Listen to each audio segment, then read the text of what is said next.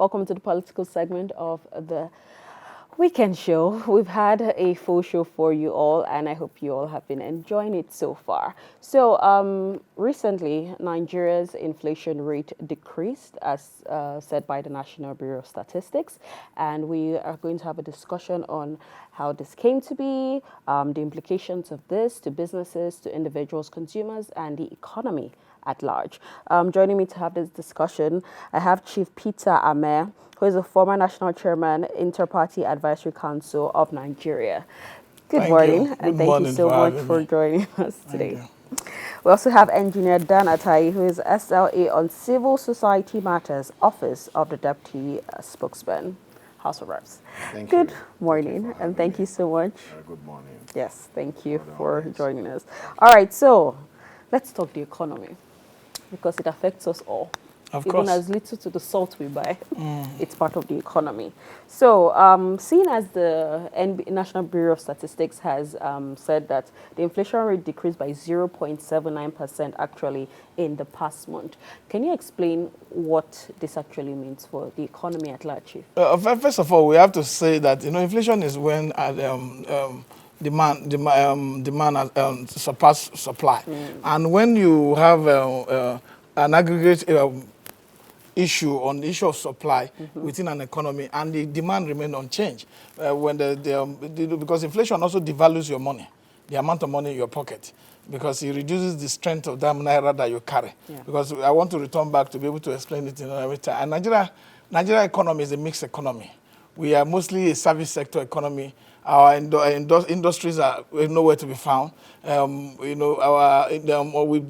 depend on one monoproduct economy, the oil that we depend on, which makes our money more susceptible to fluctuations. So inflation is not good for the ordinary man.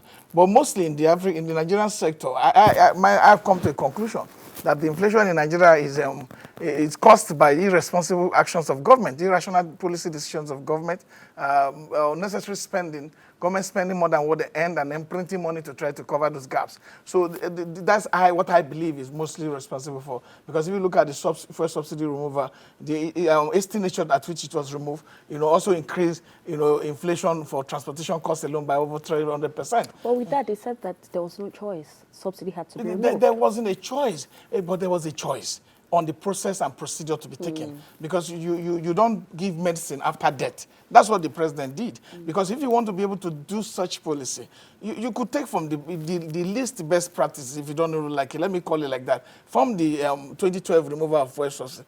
You make sure that every other thing that will cushion the effect on the general populace will be put in place. Like, you talked about CMG buses. You are talking about it after you have removed the inflation and the crisis had occurred. You talked about student loan. You are talking about this after you have removed it and the crisis had occurred. These are things that you should have done in the pre-stage, before you now take that decision. So that when you take that decision, that effect will no longer be there. You have increased salary to 70,000 naira. You know what inflation have done to our money?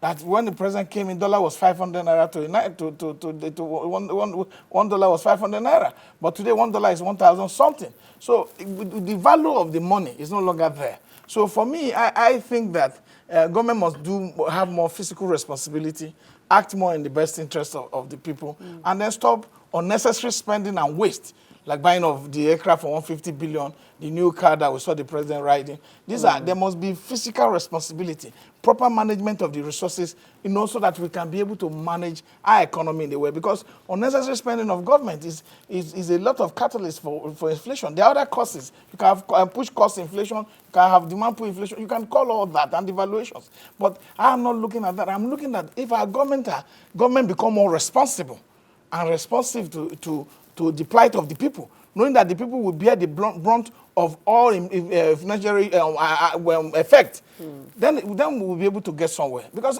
I don't think those in government really understand this inflation we're talking about. And that's why I'm trying to go in a very simplistic manner, so that the ordinary man on the street will know that you used to transport from Massacre to town for 100 naira, but now you're transporting at the rate of 700, 1,000. So there's no way the value of that money remains the same. And if you have inflation that devalues your money, even your import become more expensive and people can't afford it. So for government to make sure things work right, government must try to also look how to diversify our economy, how to make our economy become more productive, how to also, the quickest way out of this whole situation is that government is not consistent with the truth. Government is not consistent with his own pronouncement. The president talked about tilling 500,000 hectares of land. There's no way. He has not even tilled a square meter anywhere in the world, around the country. Because if he does that, the quickest way out of this whole problem, all this debacle and quagmire, is for us to go into agriculture. Because the gestation period for agriculture is very short. You can have some for 3 months. You know, you talk about cassava today. We can diversify the economy in a way that we can now be going back to the era of cocoa, plantation. We talk about granule pyramid. We talk about cashew nut. That is, cash crops that could easily generate more foreign income, foreign exchange for our country, and then help to strengthen our naira. And then at the end of the day, help to put more money in the pocket of the ordinary Nigerian. So these are things we talk about. But the responsibility to get it right is that government first must know how to cut costs, how to spend responsibly. And that's very important. Okay, Engineer, I would like you to join in on the conversation. Chief has said a lot, yeah. particularly focusing on the government. But I would like to know, do you think there are certain government policies that has led us to this decrease, this little percentage, decrease in inflation so far? Yeah. I think it is a short-term solution that the government just put into the economy. And of course, we knew that this inflation wasn't caused by excess money in circulation. Oftentimes, inflation like this are caused by excess money in circulation, but this time is a factor of the fuel subsidy removal that heightened the inflation rate in the country. So the drop is just a minute drop. If you see the drop, the percentage is just 0.83. And that will not actually, it's not a long-term sustainability for us to say, yes, we are beginning to cushion the effect of the inflation. And if you judge from that aspect that if the inflation was not caused by excess money in circulation, that means people don't have money even in their bank accounts. I'm talking about the majority of the masses, the citizens of the country. I'm not talking about the elite, the political elite now. So it's like the political elite have excess of fund, and then the commoners, the middle class, and the common people have nothing or little in their bank account. And if that is the cause, the solution is bring these people in, either through by job creation. When they have job now, it can cushion some aspect of the inflation that is already biting in their families and in their individual lives. Then number two, you can talk about some economic policies like, alternative source of power. If people cannot get gas or fuel into their cars due to what? Or for production, due to what? To the removal of the subsidy, fuel subsidy, people can alternatively depend on electricity, for instance, and other renewable energy, which are long-term cushioning of the effect of the inflation, long-term sustainability, because the short-term is the supply of palliative that we have seen so far. And the supply of palliative, in as much as is a quick measure to dousing the inflation, it is not actually a sustainable one, because even the palliative that they are distributing, which is a good thing, which is one of the panaceas to cushioning the effect of inflation, is not actually getting down to the masses at the grassroots, except personalities with good mind. Talking about political leaders now. The governor, the president, for instance, distributed about 20 trucks of foodstuffs to governors in the 36 states of the country. And you can bet with me that because of the unpiousness and the credibilities of most of these political leaders, especially the governors, who tend to be affiliated with their political parties, of course, you know that their cronies are the ones that are going to benefit those things. I mean, party cronies. So if the president actually wants to cushion the effect of the inflation rate on the masses right now, I think what the president should do, since it was not as a result of excess money in circulation, create speedy job, give alternative source of power, remove some percentage rate of direct and indirect taxes. For instance, not as if the fuel is just hike.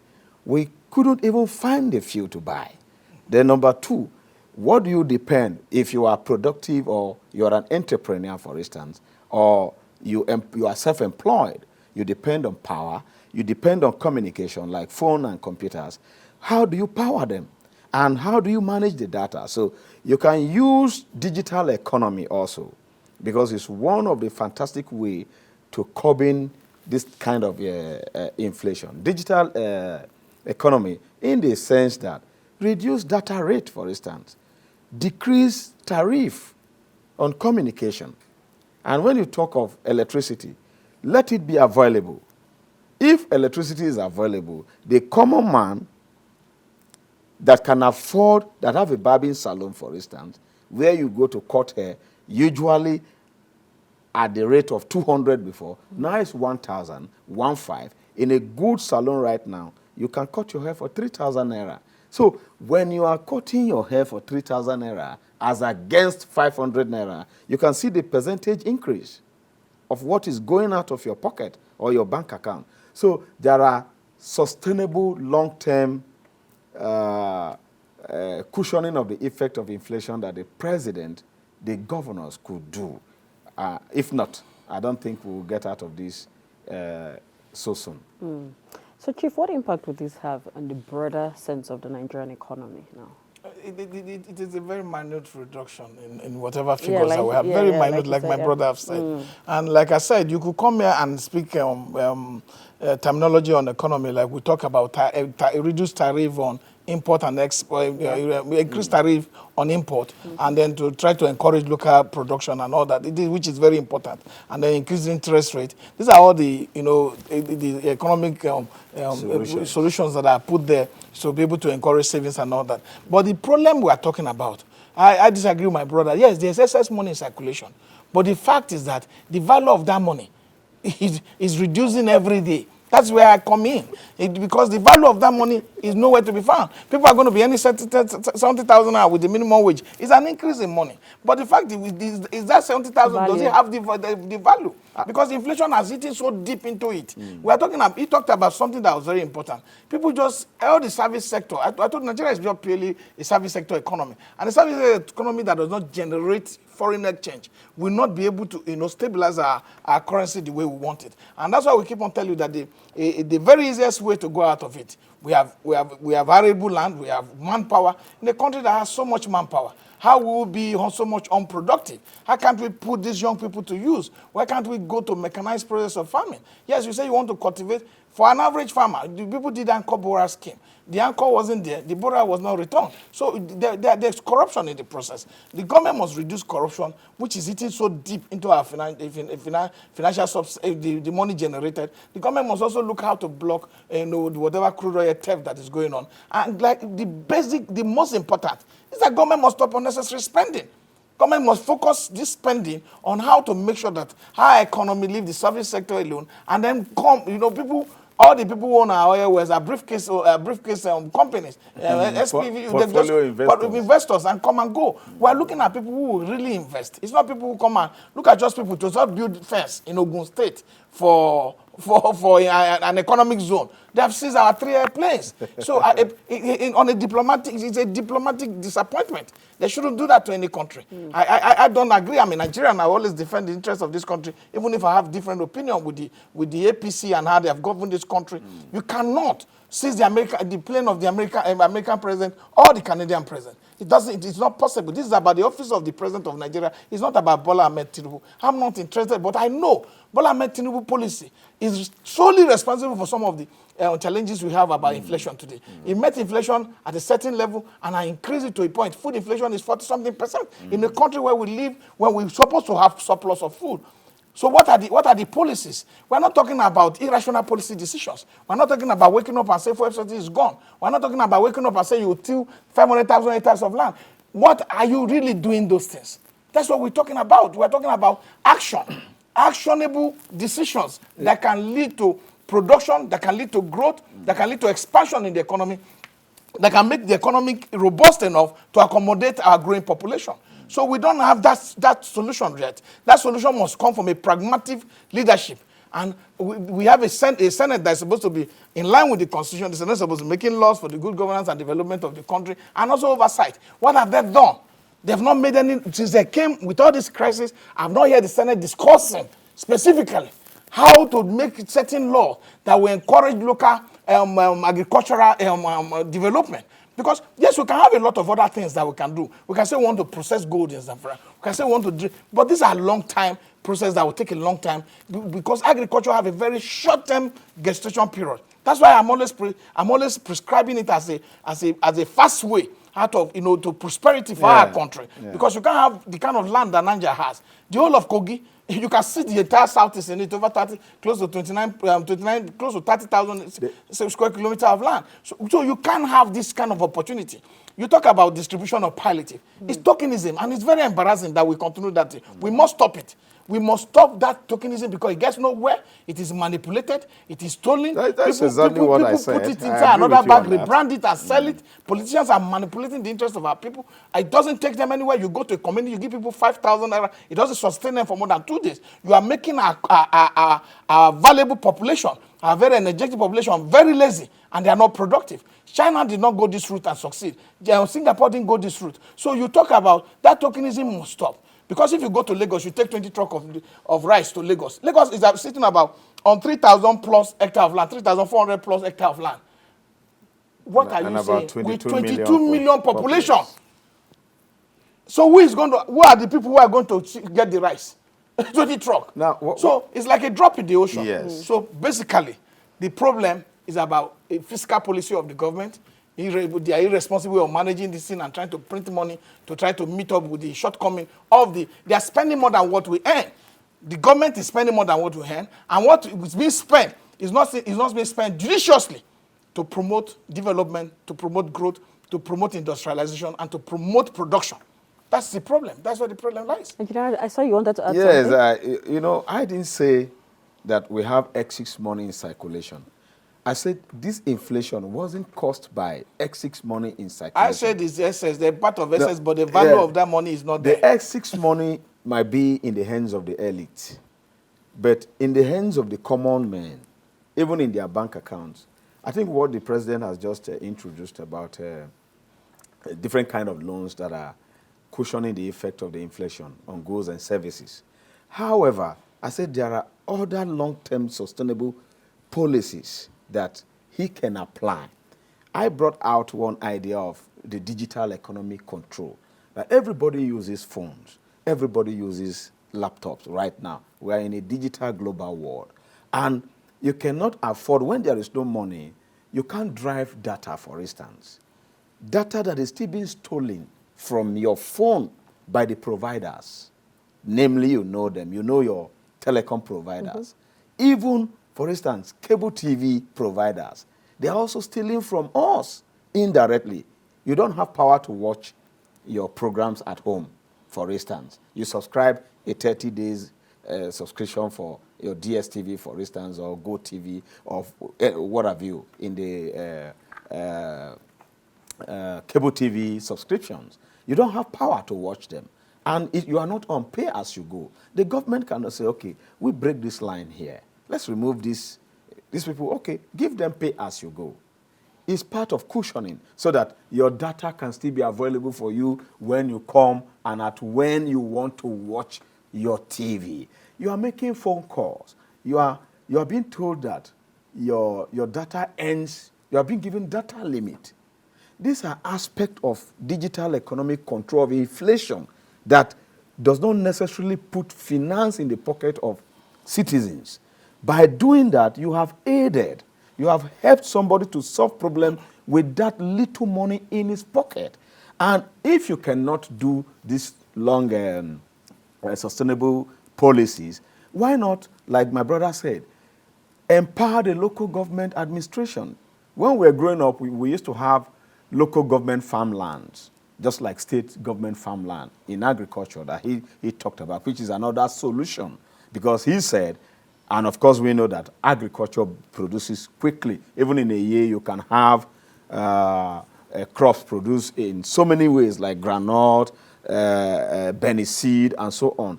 Empower the machines at the agricultural, at the local government headquarters. We have tractors wasting there. The ministries of works and housing have machines that can help cultivate, since insecurity due to marauding herdsmen could not allow people to farm the way they want to farm. Yeah, I was individual, going to actually yes, individual subsistence farming is no more. And if you know that subsistence farming is no more, how do you aid your people as a governor? How do you aid your people as a local government chairman? How do you aid your people as a councillor? All communities have land for farming. They have community lands.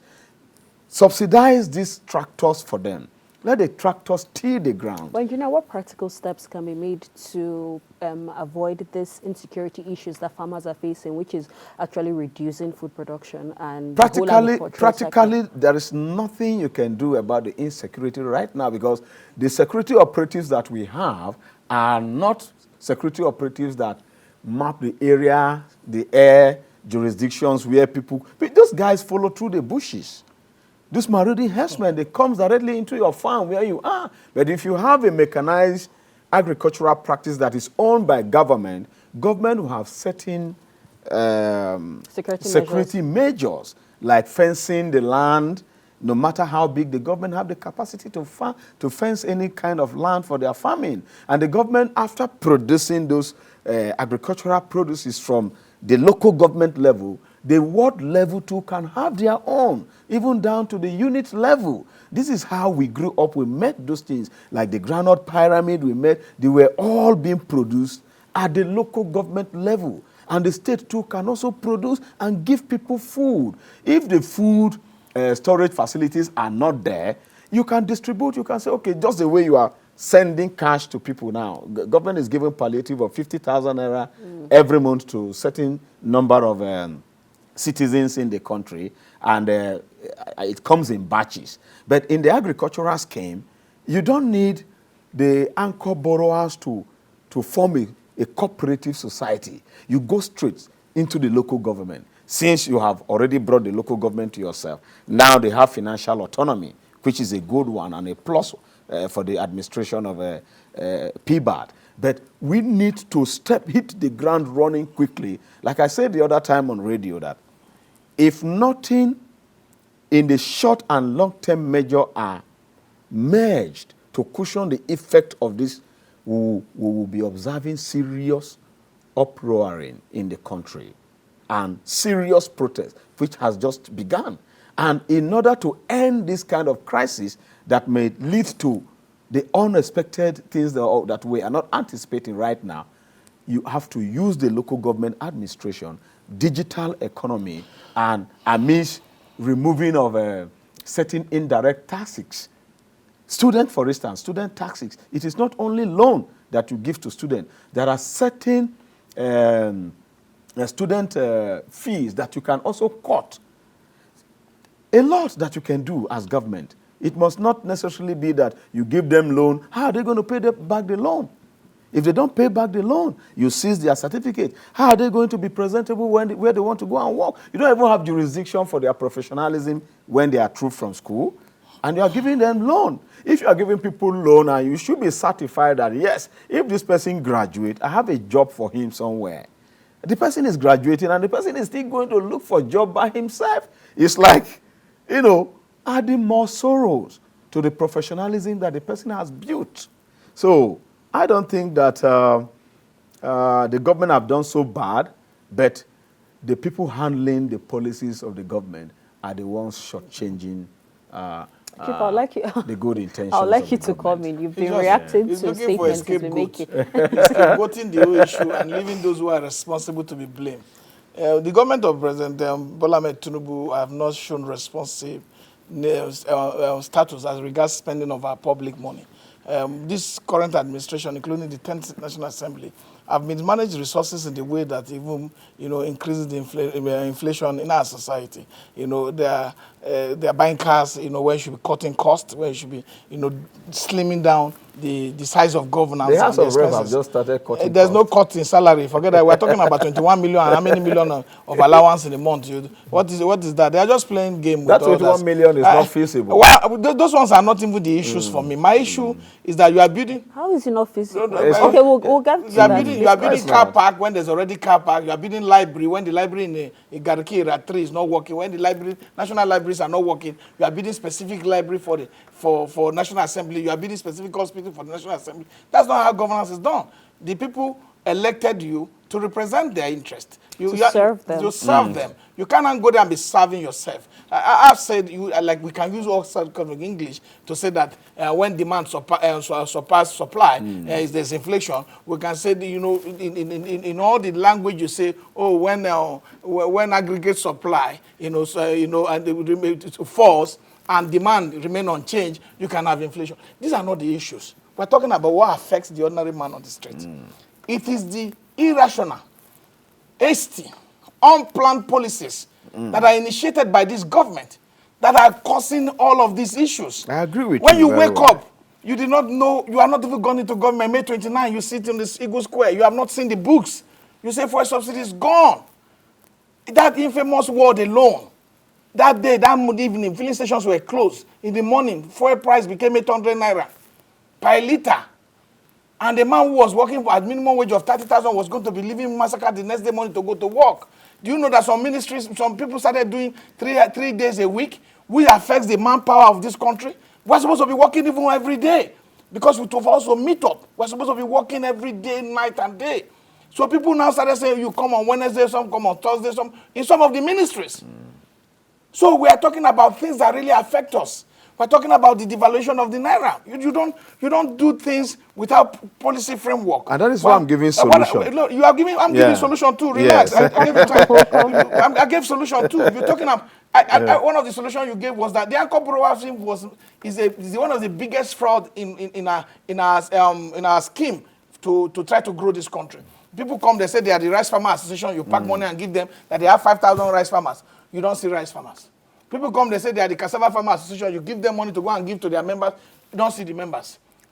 I don't even believe that local government chairmen, the governors are already mismanaging money that they claim to have been given, and some of them, so though they were not giving money. But now you now say you want to give money to local government chairman that is beholden to the state governor, that is afraid of the state governor, that is not independent to think for himself, that is even afraid to do something that will benefit his own life, talk most of the people. You should create a proper database system that capture people in rural communities. You could go to Habaji. You capture people who you know are farming. It's surveillance. Government can do anything if government is willing to do it.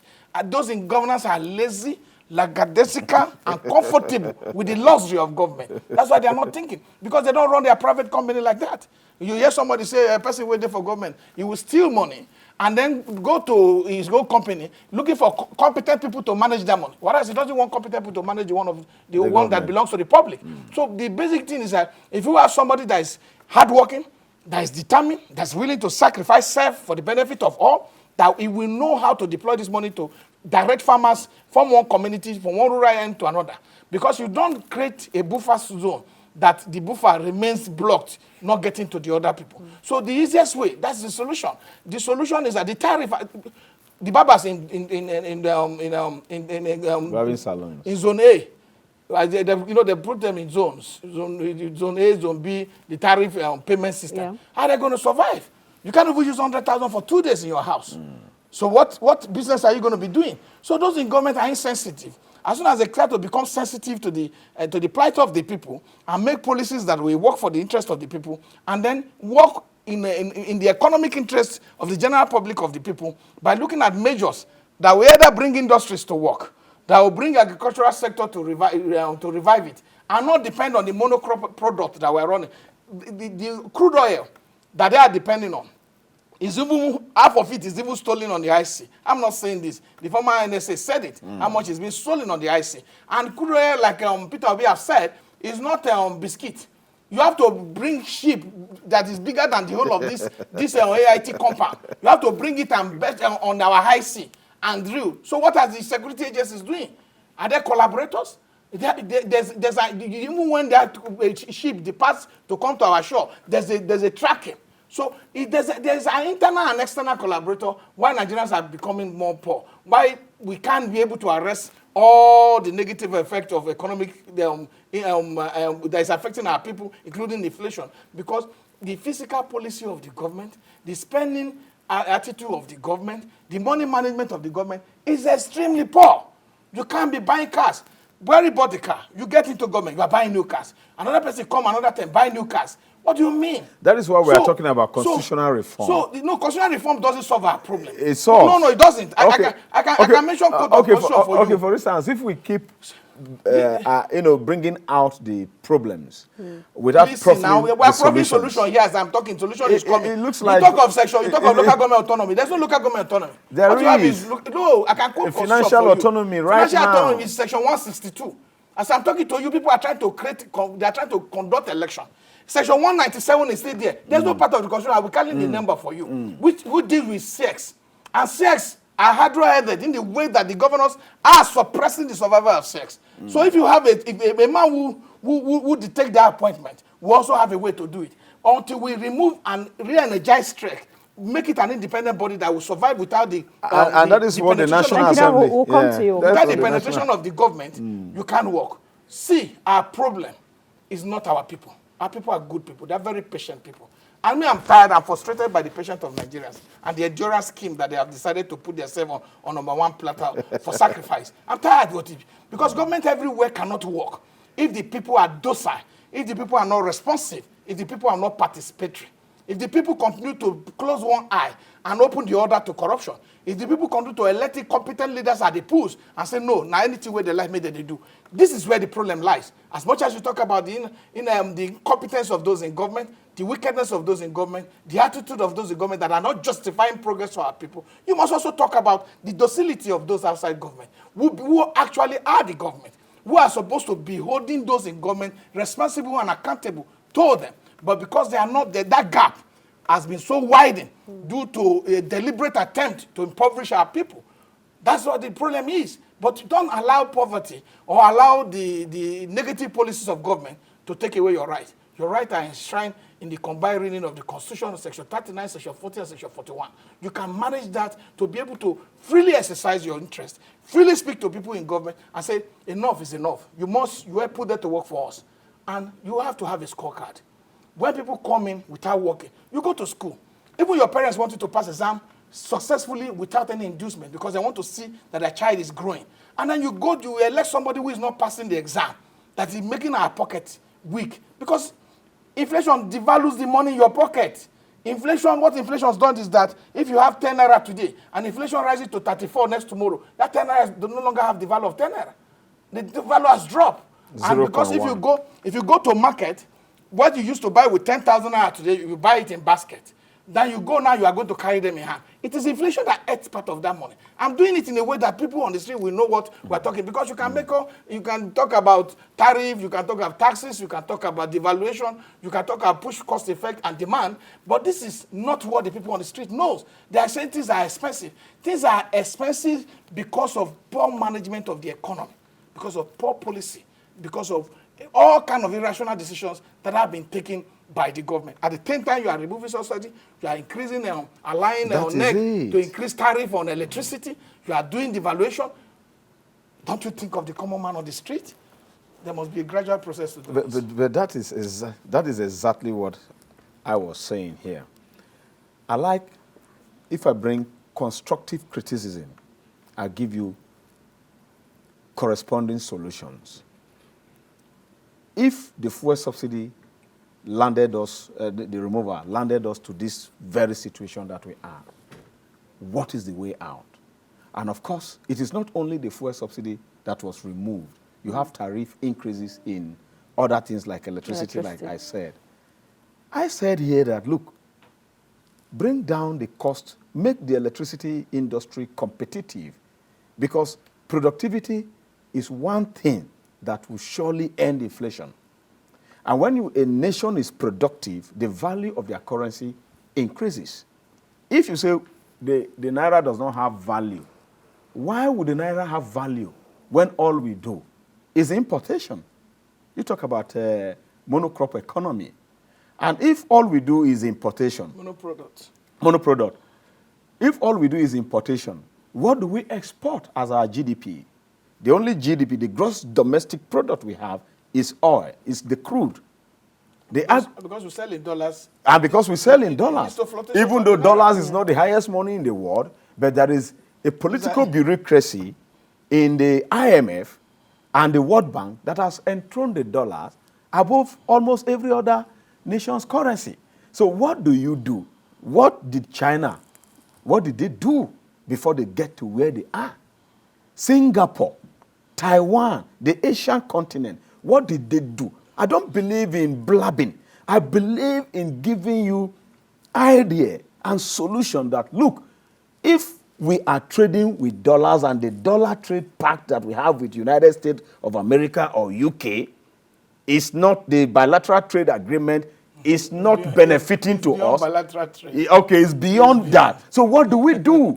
Can we diversify? Like you say you want to diversify, we have to diversify to agriculture, diversify to any other thing. What about the trade pact we have? Can't we look at the Asian continent?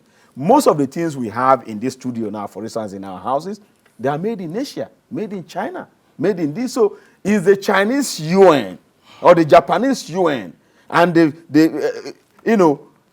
it more than the dollar? Can we go in that line just the way President Buhari had wanted to do?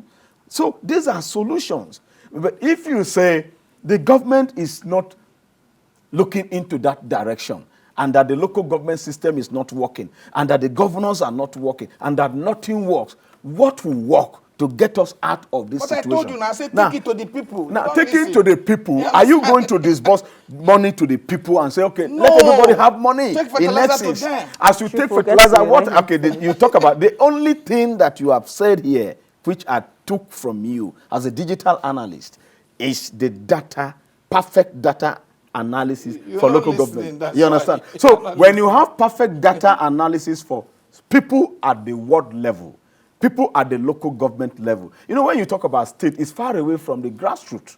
So let's go local. How do you cushion the effect of inflation from the local level? People that you see on the street protesting, they are not people that live in the town. They came from the local level. And they are very angry because they are hungry. And if a hungry man is an angry man, what do you do? What measure of palliative do you give to them? Yes, you are sending monthly stipend of 50,000 naira to them, which is good. What about the long-term effect? The 3-month, 6-month, 9-month, 1-year effect.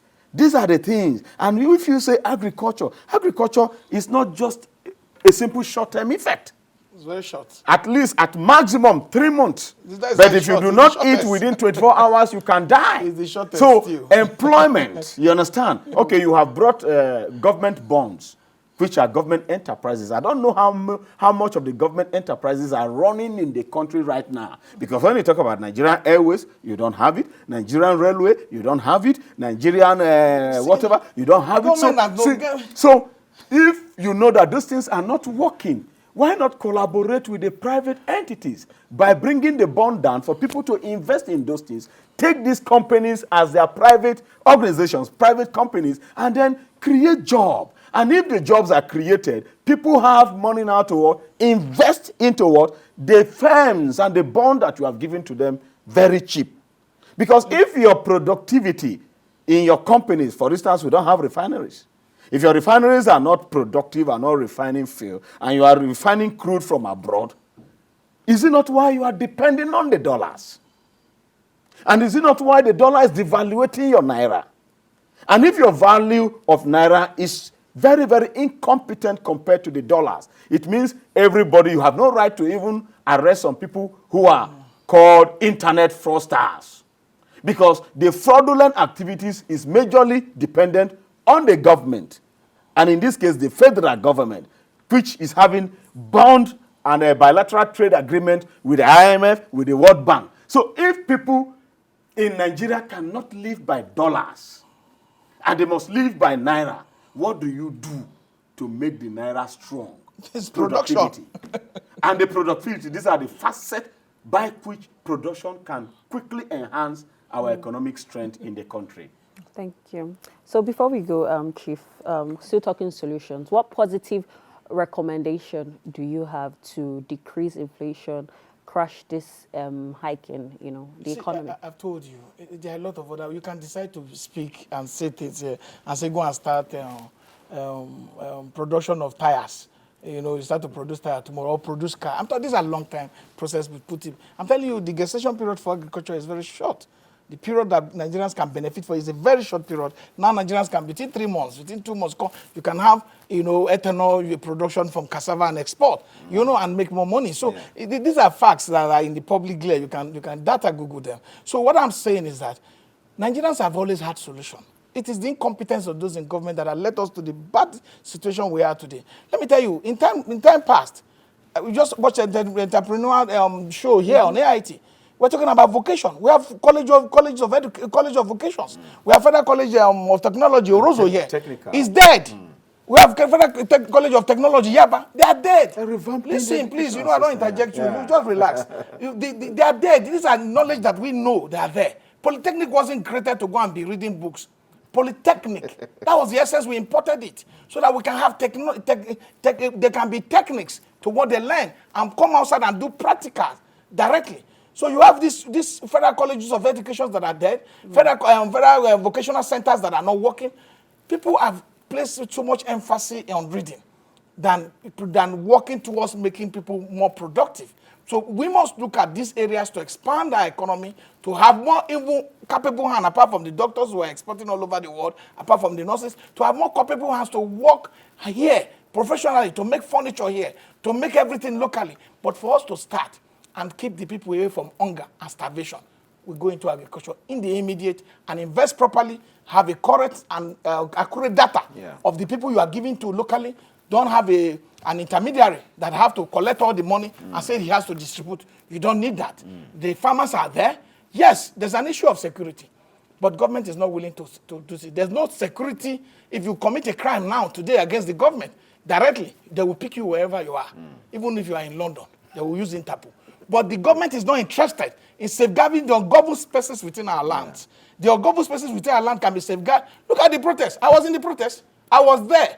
ITV showed me live. I saw people, the kind of armory that was deployed to try to stop peaceful protesters. Wallahi, if we deploy it in Zamfara, there will not be anybody there to make our place ungoverned. So government must get this priority right and put peg in round holes and put those people in the right place so that we don't operate what is called state capture. We protect more of those people in government and neglect those people who are government, who are the citizens. So this is where the solution lies, and make our farmland safe so that we can go back to farms. Thank you very much. Engineer, final words? Yeah, my final word is that I think in as much as the government policies are harsh and a lot of people are looking for reversal of the fuel subsidy in particular, because it encompasses all other economic facets of our lives because it's our major GDP. We want to plead to the president and the commander-in-chief to look into that direction. If you cannot remove the fuel subsidy, since is a cabal issue, according to him. And it's weak. Is a cabal issue or is a cartel issue in the oil industry, then you should completely provide power, provide other sources of short-term cushions for the effect of this inflation. If not, honestly, I think this 10 days protest might just be little compared to what is coming. Because as analysts, we could envisage the public reactions and we'll come to tell people and people in government that, look, do this thing now. It was not even up to a month. We spoke earnestly about the agitation of people coming out to protest and all those things, and it happened, and it's still happening. So you have the knife, you have the yam as well, Mr. President, and all the governors, all the people in power.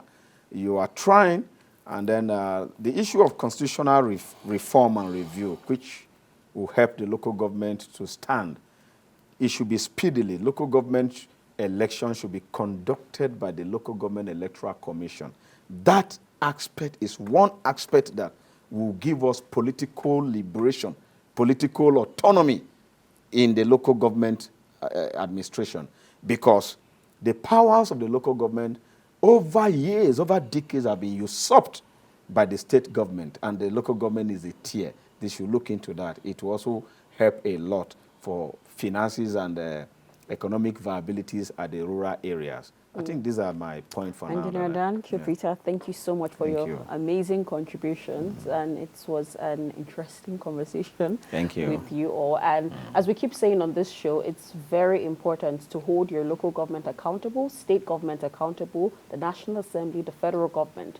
Everyone is involved in this fight to a better Nigeria. All right, that's all we can take today on The Weekend Show.